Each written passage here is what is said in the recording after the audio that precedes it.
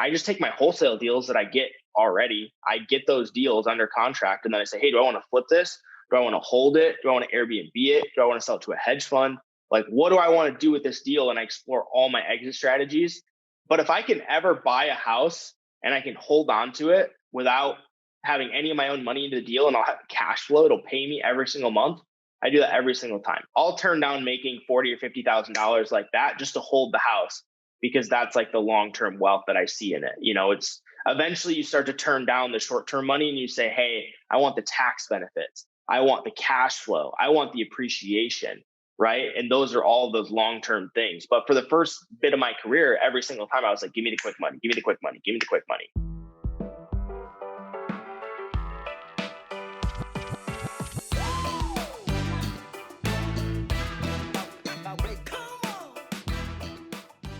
Welcome to the show, and don't forget to hit the subscribe button. We've got a great show for you today. Today we have Cody Voelker, whose definition of excellence includes being the best person he can be in all categories of life and doing better every day. Cody's going to talk about daily reading, daily thinking, daily journaling, and really working to get ahead. He's an engineer by schooling, but a real estate entrepreneur in his career. He's going to talk about wholesale real estate, flipping, and holding. He's going to talk about using other people's money. And we're going to get into the 5 F's to focus on family, faith, friends, fitness, and finance. We got a great show. Welcome to the Edge of Excellence. Well, Cody Voelker, thank you for making time from what must not be too hot, Scottsdale, Arizona, near beautiful Phoenix, but even more beautiful, in the sun, probably getting ready to play golf on the weekend. Thank you for making time and joining us on the Edge of Excellence. Yeah, absolutely. Thanks for having me, Matt. I'm excited to do it. Well, I'm excited that after, I don't know how long I've known you, but it's been a long time. I'm excited that today in the warm-up for this call, I pronounced your name the way I used to pronounce it, and you didn't correct me, but I heard you pronounce it right. It's not Voelker, Voelker, like it's spelled. It's Voelker. And if you're looking to find him after this show, you can find him on Instagram. You can find him on Close Fast Get Cash. It's pronounced Voelker, but it's spelled Voelker. And before we get into any more of this weird stuff, let's get your definition of excellence. That's the way we always start the show. I would say that my definition of excellence is just trying to be the best person that you can be every single day in all the different categories of your life. For me, I would say that that's faith, business, relationships, and just trying to kind of do something every single day that pushes you, and just comparing yourself to how you were yesterday. And that would be what I would say is my definition. And when you say compare yourself to how you were yesterday, what are you doing when you're comparing? How are you gauging, and what are you looking for? So I'm trying to compare, like, did I get better today from where I was yesterday, right? Like, did I go to the gym? Did I do my reading? Did I make progress in my business? Did I make progress in my relationships? Like, am I getting better as a person every single day? And that's what I kind of compare myself to, is like, where was I at yesterday? What did I know? What do I now know today? What mistakes did I make yesterday that I learned from, et cetera, et cetera? Like, how am I getting better every single day? All right, let's just take a pause on that reading thing. So you go to work every day. You try to do better than yesterday. You're probably educating yourself through some reading, but I don't think that's what you were talking about. You wake up in the morning, you think about how did I treat my girlfriend yesterday? How did I treat my business associates? Am I living the life I want to live? Am I leaving the wake I want to leave? You go to the gym so you can have those giant Scottsdale muscles. And as my business partner Spence said, you got to be able to prop up those nice clothes. So if you're buying the nice clothes, you got to have the body to prop it up. So are my muscles bigger? Is my skin clearer? What's the reading about?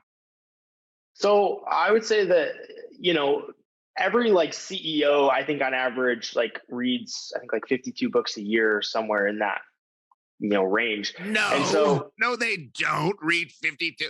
I probably know more CEOs than most people from my traveling around the world. They do read a lot, but 52 books a year. They do not read a book a week. I know that probably a book a month, maybe, but continue. So you're reading business books. Typically business books and mindset books. So I'm just trying to get into like understanding different business philosophies and getting into understanding like energy and mindsets. And so I try and read things that are like good for my mental energy and good for my business. And then I also read like relationship faith-based books and things like that too. So I'm just trying to like, I'm a big believer that the more that you read, the smarter that you get. And so the more that you're able to read and take in and learn from other people's, don't get me wrong, there's some bullshit books out there too. So you kind of go through those and cipher those out as you read them. But I just like to get into a good mindset. And I think that those really help me do that a lot. And like I said, I just like to take away that knowledge and kind of compare that. What did this book tell me? What did this book tell me? What fits best in, what I'm doing?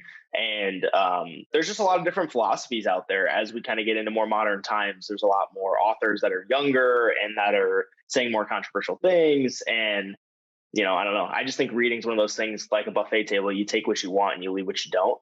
And I just try and do as much of that as I can. I don't do it like crazy. I try and get through like 20, 25 books a year. So that's crazy, dude. That's a lot. Good for you. That's a lot of learning. So you're basically giving yourself a master's degree. If you think about how much time you're going to spend studying for a master's and you go to school and you pay, and it's nice to have the stamp that you have whatever the master's degree is, but you and I kind of created our own through our own reading. And this whole podcast is about what do you do to get where you are, and you're where people want to be. There's a lot of 20-something-year-olds that want to be running a real estate investment company. They want to be improving the neighborhoods and improving people's life by fixing up some houses and either holding them and renting them like you do or flipping them like you also do. There's a lot of people that want to do that. So as you're looking at that career and you're listening to this in your car right now and you're on 1.5 speed wondering, how did Cody do it? Well, we're going to get to how he did it, but how he's maintaining it and how he's continuing to grow is you're constantly educating yourself and the positive mentality. So I'm sure that some of your faith-based reading helps you with the positive mentality. And I'm not a religious guy, but I believe in positive mentality. I'm a spiritual person. I like to understand all the different religions. I'm not a one religious guy. I'm kind of an all religion person. So what sort of things are you reading for positive mentality? So, like you said, faith-based things. And I put, a lot of like my trust and my faith in God. And so I'm reading like right now, me and my girlfriend and like our church is doing like a 30 days with God. So we're reading like one devotional a day basically, and then like journaling about it. And then we're actually reading a Christian marriage book right now. And we're not, married or engaged or anything, but we're just kind of like, moving and taking the proper steps towards kind of getting that. And so we're learning a little bit about that and what the Bible says about marriage and stuff like that. And so that kind of helps us out a lot because I think in today's day and age, one thing that I'm noticing is that, society has its own spin-off on what relationships and what career and what life should look like. And in our opinion, right, like that's not necessarily what, God says it should look like. And so we're kind of taking a look at both of those and comparing those to try and create like what we really want in a relationship together. I'll also read, different mindset books, some that'll talk about psychology, meditating, things like that. And, sometimes I just like to read something that's just positive, like someone that just, took a business and went through a lot of hard times. And, now they have like a multi-million-dollar company that they've run when they're, in their 30s after they've gone through all of this turmoil and where they came from and all that stuff. And it's just kind of like a motivational thing too. Yeah, it's hard to wake up every day and compare yourself to yesterday and actually get better every day if you're not doing something. So it's one thing to say, hey, my definition of excellence is to be the best you can be in all categories. And I want to be better every day. Yeah, it's easy to say it. It's a whole different ball game to actually do it. So you list family, faith, relationships, which could be friends, business. You have to think about it every day. You have to study something or someone. You mentioned meditation. You also mentioned daily. You're reading something daily. You mentioned journaling. So there's this guy, Warren Rustin, that I used to know, who's from Arizona, actually. And he said that every day, read, think, and write. And he spends 30 minutes, read, think, and write. So you're doing the same thing. You read, You journal about it. You're writing, you're thinking. And what I love the marriage counseling or the studying up on what it means to be married before you get married. Begin with the end of time. Now, by the way, if you're listening on 1.5 speed, don't do that with the significant other you started dating last week. That's totally weird. But when you've been in it for a while and you're going down that path, why wouldn't you? I always recommend, if you're married, and I've been married for 24 years, go do marriage counseling. And if you've got a church that offers it, even better. Do it every year to prevent yourself from needing it. Do it before you get married to prevent yourself from having an emergency. Well, we're getting a little sidetracked, but I love that. You want to be the best person you can be in all categories. You want to compare yourself to yesterday. Did I get better? And, physically, it's a little bit easier to measure than mentally, but you're progressing if you're studying and you're journaling and you're thinking. But long before you became this super wise, super successful, super old 25-year-old, you had to kind of develop these habits and develop these systems. So let's go way back. Let's go way back into Michigan. You went to high school in Michigan, right? Yep. What town was it? It's called Pigeon, Michigan. It's a farm town, actually, about 3 hours north of Detroit, up in the tip of the thumb, 15 minutes off of Lake Huron. There's like 1,200 people in my town and 900 or 90 people-ish that I graduated with. Okay, so I've heard of every town in Michigan except for Pigeon. I've been all over Michigan and that Grand Rapids Lake area where I go visit my buddy Darton Case, and I had 4th of July there. There's nothing better than a 4th of July on the lake in Michigan or Kansas. I've done it in both places. Unbelievable experience. So you're growing up in this small little town in Michigan. You don't really know what's out there. All of a sudden you end up in Lansing, and I don't know how big the school is, but maybe 40,000 people go to that school. A huge amount. I think it's a lot. It's 50 or 60, I think, total, if you count online people. Whoa, so that was a big. Whole different world to you. What was life like in high school in that small town before you went off to Lansing? What were you doing? How did you see yourself? What was going on? Man, I was sports. It's a small town. So like everybody knows everybody. Everybody's in your business. Everybody knows what you've got going on. And I was just like sports and academics, and just tried to stay out of all the gossip and tried to stay out of all the shit that everybody was, doing and going on.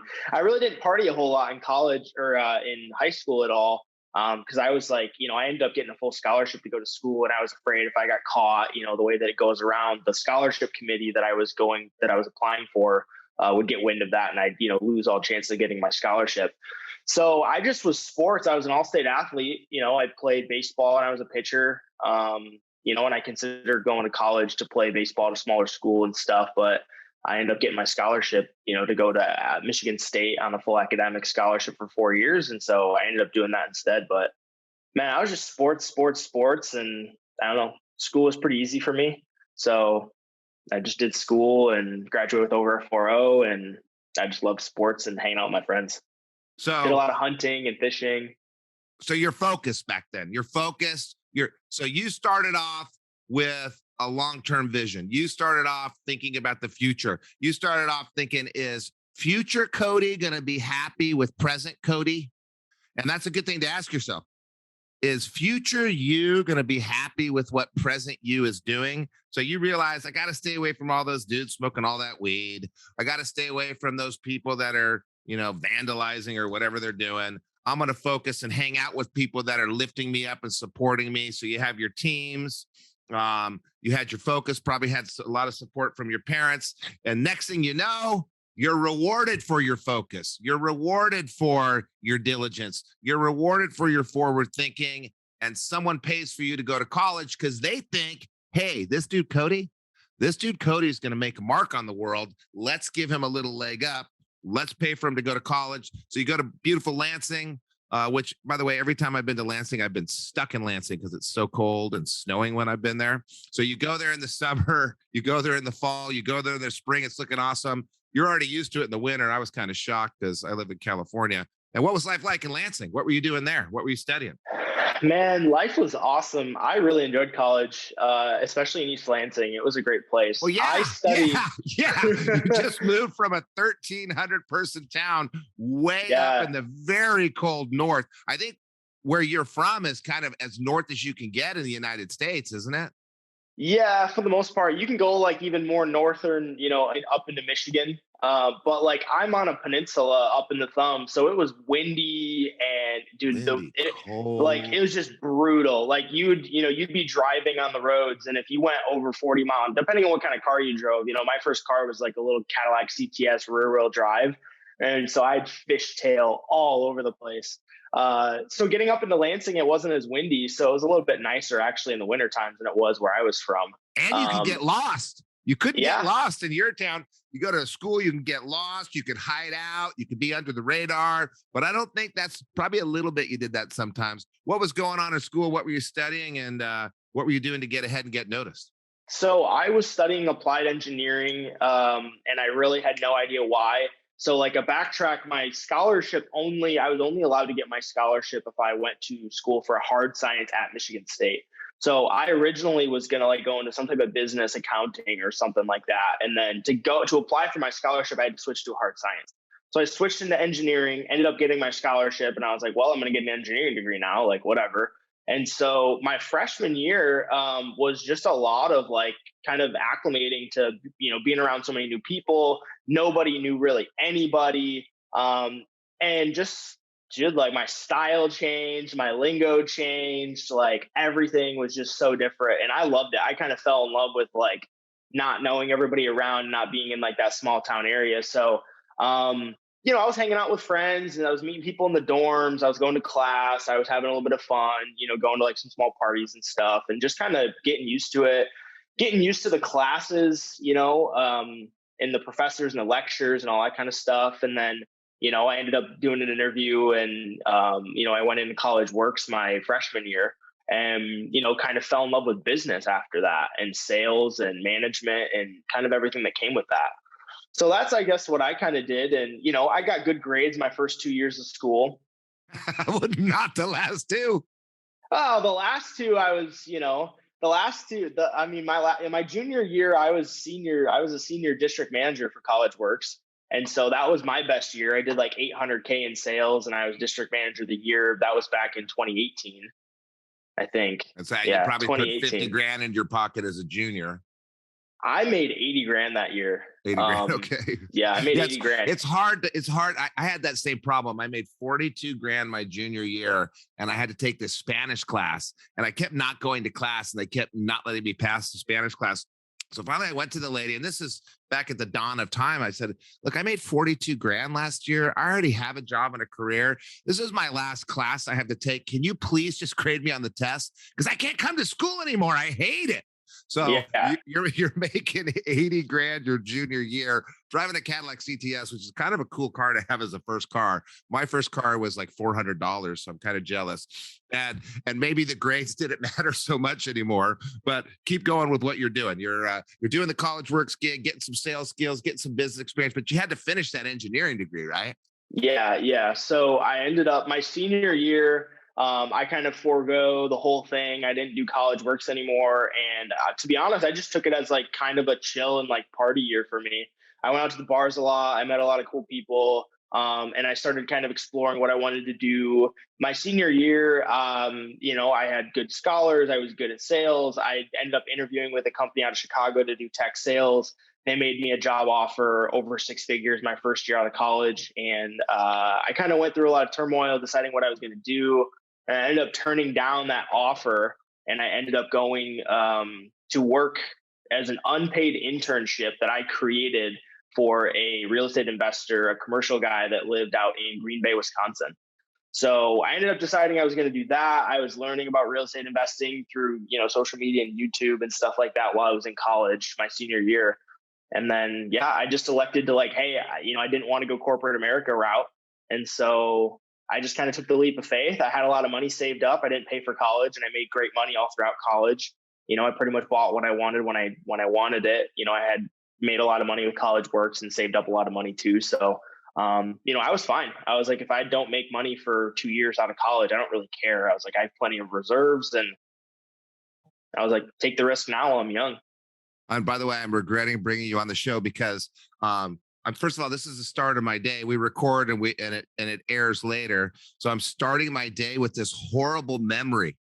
And I remember you took a year off. Like, I want to reach through the screen and strangle you right now. So I know most people that listen to this show don't work at College Works, but if you're working at College Works and you're thinking about taking a year off, I will strangle you. We needed one more year out of you, Cody. You didn't need a year off. You needed another $100,000. And I know College Works is a stepping stone organization, so everybody goes off and does wonderful things. And I love hearing the stories, but I remember the pain of you heading off to Green Bay. And I'm really glad it worked out for you, but I would have loved another few years with you. Anyway, we won't talk about me anymore. So you're in college. You all of a sudden are surrounded by, I guess, 50 times, 40 times as many people as you had in your entire town growing up. You said your style changed and your lingo changed. And that's interesting. There's some people that live in rural areas of the world, rural areas of America. And then all of a sudden you come into the big city and you've got, people from all over, the country. And, there's kind of an accepted conduct in business. You can't come in, not speaking the language. You can't come in with the slang. Everybody kind of assimilates to, a certain attire. You've got to kind of dress the part. You got to talk the part. So when you came in from the rural areas, where did you find that you kind of had a funny accent and a funny dress, and you kind of assimilated to, I guess I could say in quotations, what the man expects? You kind of had to conform a little bit.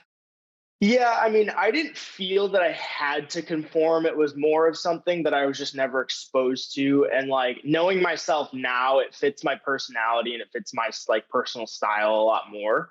But like, I grew up wearing like loose blue jeans, like, and like, gym shoes or like work boots and like a camo sweatshirt. And like, I was either wearing athletic wear or I was wearing like hunting gear, like to high school every single day.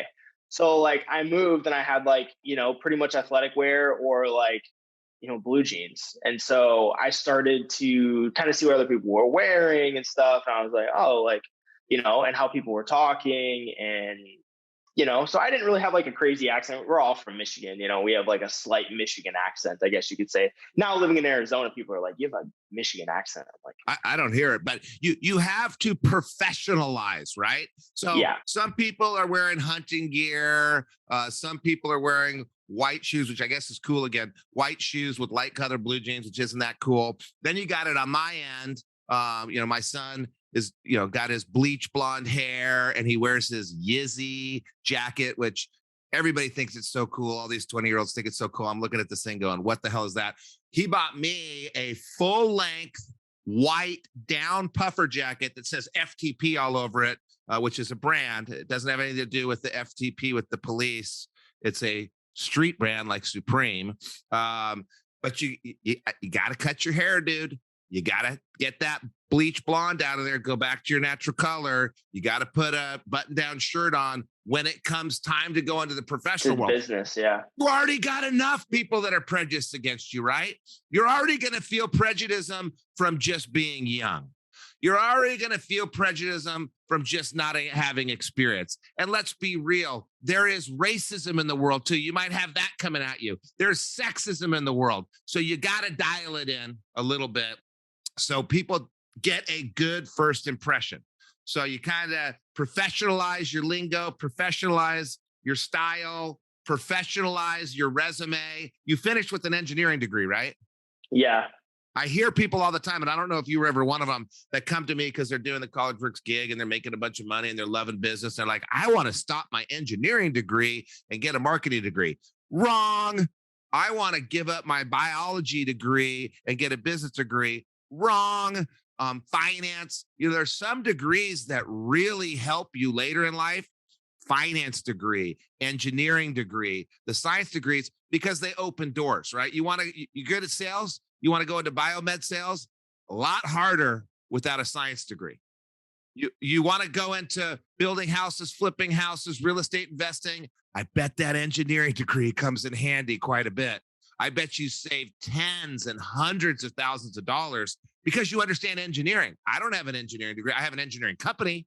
I don't have an engineering degree. I have 26 engineers that work in my engineering company. I have to hire someone because my engineers do forensic engineering. I have to hire an engineer to design how I'm going to lift my floor and pay him $1,500 to do a little schematic on lifting the floor in one of my rooms because I didn't have that degree. Think about if I was flipping houses like you can draw up the plans yourself. You can do all this, or at least understand what to look for. So yeah. And you got the end in mind, you're doing the engineering thing, and then you get out of college and you go to Wisconsin and you work with this real estate person because why?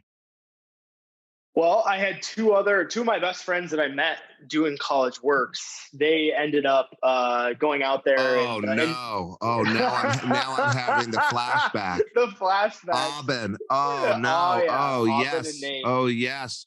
All the greatest people at one time from College Works, Michigan, go to Wisconsin to work with the same person. I hate that guy. And do you still talk to Aubin? Do you still talk to Aubin? Yeah, I do. You make sure you said hi and then connect me because I'm going to get her on this show too. Okay, now I remember. Yeah. So you went there just to torture us. Yes, I remember now. Yeah, so I moved there, and it was Nate's cousin, and he was a low 30s investor. He'd been doing it for probably 10ish years or so, and I just went there and I shadowed Nate around and saw kind of what he was doing. And I talked with Caleb a little bit. Caleb Hayes is the guy's name. And dude, I was just like, it seems like he's got everything together. He's just creating wealth at such a young age. And he just looks like he's loving life and he's just dialed in. And I was like, I want to learn from this guy. And so like I said, I made my little internship position for myself. He didn't have anything created for what I was doing. And I just went there and shadowed, and I learned about commercial retail buildings. So, these little malls that you have that have like, your one restaurant, and then there's a shoe store, and then there's a coffee place. And those little places, he was buying those, and he was basically renovating them and renting those out to those businesses. And so I was learning that entire thing. I managed my first fix and flip there for him in Menasha, which was 30 minutes away from Green Bay. And I just learned a ton in a couple months. Eventually I just hated Green Bay. And I was like, I visited Arizona a couple months before I moved there. And I was like, I'm going to Arizona. You wanted to get out of that cold. So interesting, because I hear this a lot. A lot of people on the show talk about being the best person you could be every day. A lot of people on the show talk about, waking up in the morning, did I get better? They don't always talk about reading and writing and studying. So I'm glad you brought that up. And then they also talk about finding mentors, but you have an interesting way that you did it. You don't get to go to Green Bay, Wisconsin and talk some dude into letting you intern for him unless you've done something before, right? So you knew in high school, I got to stand out. I got to do this sports thing. I can't get caught up in the crap. And maybe somebody listening right now got caught up in the crap in high school. So then they go to college, and you knew in college, I got to get ahead. I'm going to get this science degree. I'm going to do some things. You came and worked at one of the hardest jobs you could have as a freshman. Not a lot of people back in the day did it as freshmen. We get a lot of freshmen now. Then you stick around because, okay, that was the hardest job I've ever had. That was an interesting summer of working 100-hour weeks. Why don't I sign up for it again? You don't do that. Why don't I go up a level and really work hard and make it all year round? You don't do that unless you're thinking down the line. So you come out of college, you've had 80 employees at one time. You brought in 800 grand in revenue. You had the buck stop with you. You had the customer service. You had the problem resolution. You had the quality control. In addition to the sales and all, you have all this experience. So then you go to this dude and you're like, hey, how about me? And God, I wish I would have called that guy and said, what a horrible employee you were and how he should never hire you. I wouldn't have done that. But of course, how about me? Who's not going to say yes to that? Some 20-year-old dude walks in the door, 21-year-old dude says, hey, I want to come work with you. How about me? He's not finding anybody like you. So if you're listening right now on 1.5 speed, you don't go get the great internship and the great job unless you built up to it. So you build up, build up, build up. You move to very, very cold Green Bay. You thought Michigan was cold. Now you're in Green Bay and you said, okay, I'm getting out of the freezer. I'm going to the fire. And you jumped over to Arizona. And then did you just all of a sudden go into real estate investing? No. So when I was in my senior year in college, I started seeing YouTube ads and I started seeing people talk about wholesale and, real estate and all that stuff. And I was like, huh. So my friend Aubin, she was actually doing wholesale for Caleb. And so I moved there with the intention of kind of learning that and, doing that. And I kind of got sidetracked from that and kind of what he wanted me to do. And I wasn't meeting a lot of young people in Green Bay. And so I went from East Lansing, where everybody's young and there's always stuff going on in Green Bay. And I was like, this just isn't it for me. So I was getting away from that. And I was like, I don't want to do this in Wisconsin. I don't love it here. And I loved Arizona, and all the big investors that I was like following on social media and some of these kind of like, I guess, gurus you'd call them now as I know them. They were all in like Phoenix area. So I was like, I'm going to move there and I'm going to do this. And it was just one night. I remember it. I just had this epiphany and I was just kind of hanging out and I was listening to music and I just got like, I don't know. I just had this like voice inside me telling me like, you need to do this like now, like this is like a pivotal point in your life. And the next day I went in and I told Caleb, I said, hey, I'm moving to Arizona in a month. And that's it. And I picked up all my stuff. I hauled it all into my car and I shipped myself down to Arizona. I was driving an Audi and I sold my Audi right before I moved and I got a Volkswagen and I drove it all the way across the country. It was a 28-hour drive to Phoenix. My best friend from high school was living here. So I moved into his house that his mom owned, and the rest was history. I knew that I was getting into it. I had hired a mentor. I paid him a couple grand to be my mentor and show me the ropes of wholesale.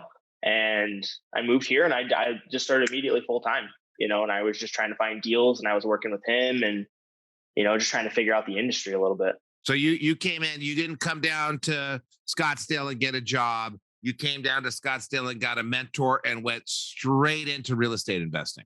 Correct. Okay. And real quick, Amatoma, I know you're listening to this. I know you're listening. I got a lot of Jake Stewart stories to tell you. I remember all the times I would talk about Jake to Abed, and then she'd clue me in as to what was really going on. I got to catch her up to speed. She's got to hear about the VRBO that him and his friend girl rented when they got COVID with one bedroom. Of course, with one bedroom, but I still don't believe anything happened. Don't you look at me like that. You've been looking at me like that for years. Okay, so you're in Scottsdale. Let's talk about what you do. So you are in the position that a lot of people want to be in. They want to get into real estate. Usually people want to get into single family. They've been watching Flip or Flop and they want to do that. You do some holds where you keep the property. So you buy the property and you keep it and rent it out. And I'm sure you have some equation and some analysis using that math brain of yours to figure out what to keep, or you fix it and flip it. And I'm sure you also, again, are analyzing how much money do I put in, what's worth fixing, what's not worth fixing. First of all, I got to ask you, I know you had some money because you made cash. Where do you get the money to go into real estate investing as a 22-year-old transplant into a new city? How'd you get the financing and what do you do? Yeah. So I started off in what's called real estate wholesaling. So the process of wholesaling, you actually don't flip the property yourself. You just flip the contract. So let's say, the easiest example is, let's say that Matt, you're my homeowner, right? You got a property that needs a ton of work done to it and you're kind of strapped for cash. You're like, I don't have the money to fix this thing up. I need to move. I've got something going on. You're slightly distressed in a way, right? You're like, I'm going to move in a month. I've got a family member that's got medical bills I need to pay for. I don't really have the money. I need to move fast. I need whatever. I would like to just sell my house as is, cash, and like just get done with it, right? So I'm marketing to these types of people through texting and just cold calling them, knocking on their doors, driving around, seeing what looks distressed, etc. So I call them up. I say, hey, I'm going to give you $300,000 cash for your house. I'm running numbers on the back end saying, hey, if I put $40,000 worth of work into this thing, it's going to be worth roughly $425,000. Now, I bought the house from you and I go over to my buddy and I say, hey, man, I've got this house. Here's pictures of it. Here's the address. I've got it under contract. I would sell you the right to buy this property for $320,000. And he says, yeah, I'll do that. So then when we come to the closing table, he buys the house for $320,000. The seller gets their $300,000, and they cut me a check for $20,000 for putting the deal together. Right. And then I don't own the house. I never brought funds to closing. I never did any of that stuff. I basically just had a finder's fee for finding the deal. Right. All right. So let's get into the skills then. So you want to go into real estate, you listen to this. We just found the answer. You got to start off as wholesale because you got no cash, but you need some skills to do wholesale. So first of all, you got to find the right deal. You just mentioned quickly, run the numbers. You got to know that one, the person will take $300,000, that's a good deal for them. You're offering them a service of getting them out fast. Two, you can sell it for $320 and make some money and not $280 and lose some money. And three, it's actually going to take $40,000 to get it to worth $420. So now this person has $360 into it. They want to make their $60,000. You need to make your deal money. The person needed their $300,000 to get out.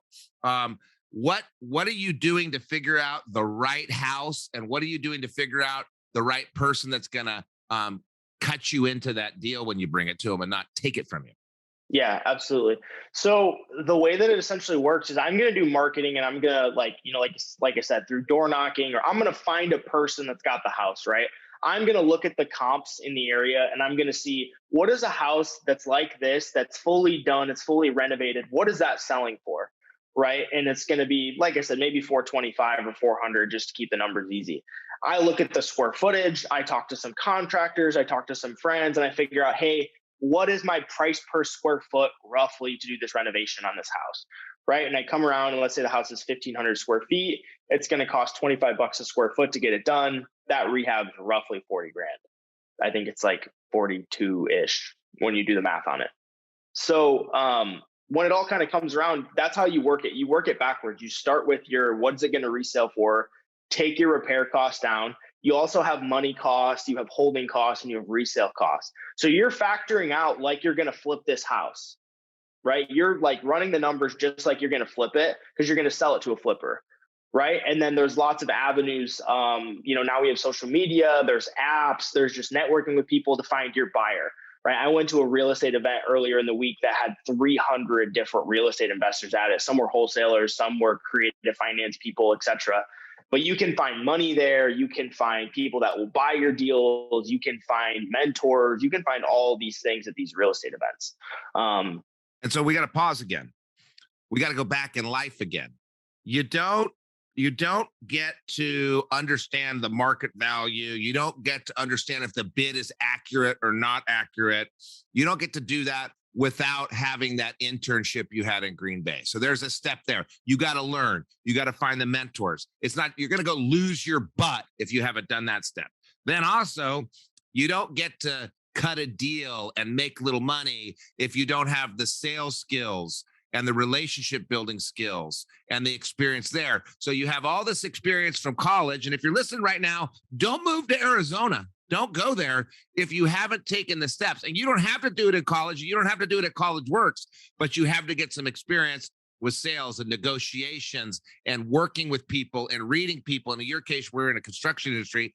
Then you got to go get some industry specific. And I like the order. You get the soft skills first, you get the industry specific skills second.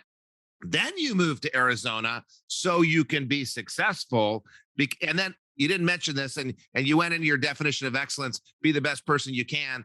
You can't be the best person you can. You can't grow every day in business and relationships if you don't do the homework. There's a lot of work in there. Market value, getting the bids, understanding the cost of money, understanding the amount of effort you're going to put into it. You didn't get $20,000 for doing nothing.